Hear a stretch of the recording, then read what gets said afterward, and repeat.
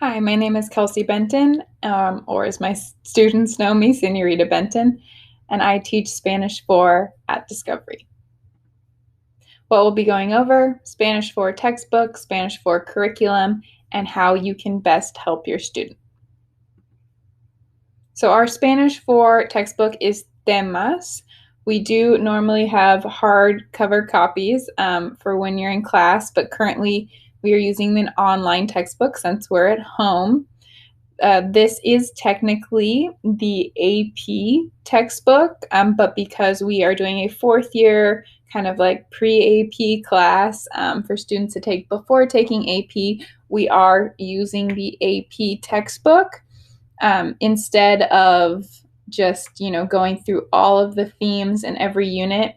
Each unit in our textbook has like 5 different, like, they're called contexts within them that you need to go over before taking the AP test. So we pick one of those, go over them, and then if students choose to take AP Spanish next year, we go over the rest next year in AP Spanish. So it's easy for students to take fourth year Spanish and use this textbook and then continue using it and learning the rest of the themes in AP Español if they choose to. What we cover. Spanish 4 is an advanced low class, so this means that students come into class being able to write multiple paragraphs and use varied vocabulary and transitions. They also should be familiar with the present, past, future, conditional, perfect, and subjunctive tenses in Spanish. Well, that you learned in Spanish 3. In Spanish 4, we just kind of review all of the grammar that we learned in Spanish 3.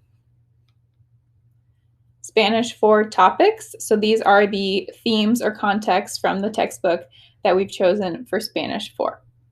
So Unit 1 is Las Redes Sociales, which is discussing social media and its impact on the US and other Latin American countries.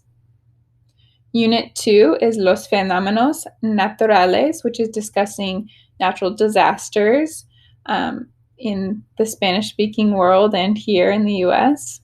Unit 3, Definiciones de la Belleza, talking about the concept of beauty and what are the definitions of beauty in different cultures.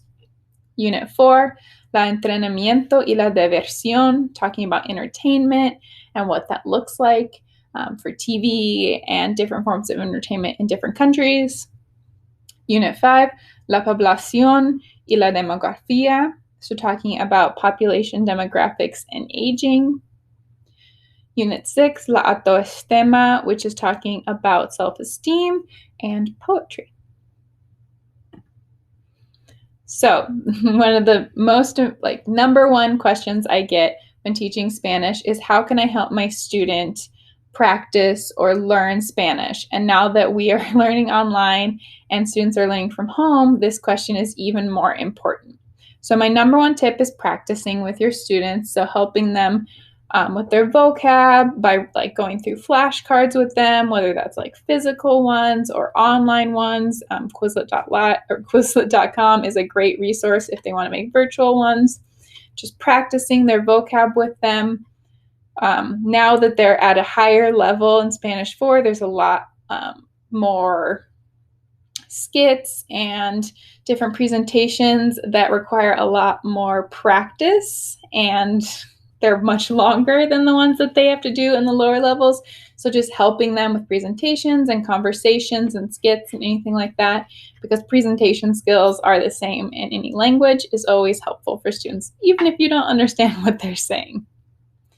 My next one is watching movies or listening to music in Spanish. Students are always super excited when I tell them that they can watch a movie or a TV show in Spanish to practice listening skills.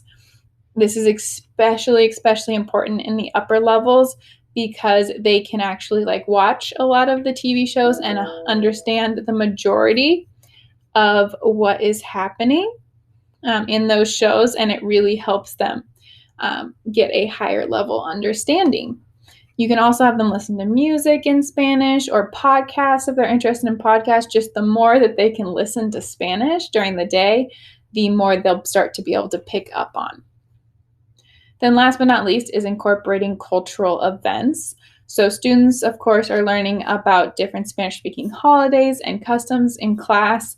And since we are now at home, instead of being in class, it's harder for us to actually create those realistic experiences of having like a small fiesta for Dia de los Muertos or something exciting like that. So encourage your students to kind of teach you about what they're learning about these different cultural events, and then maybe encourage them to have like a little fiesta or celebration in your home. Maybe do some crafts or things like that.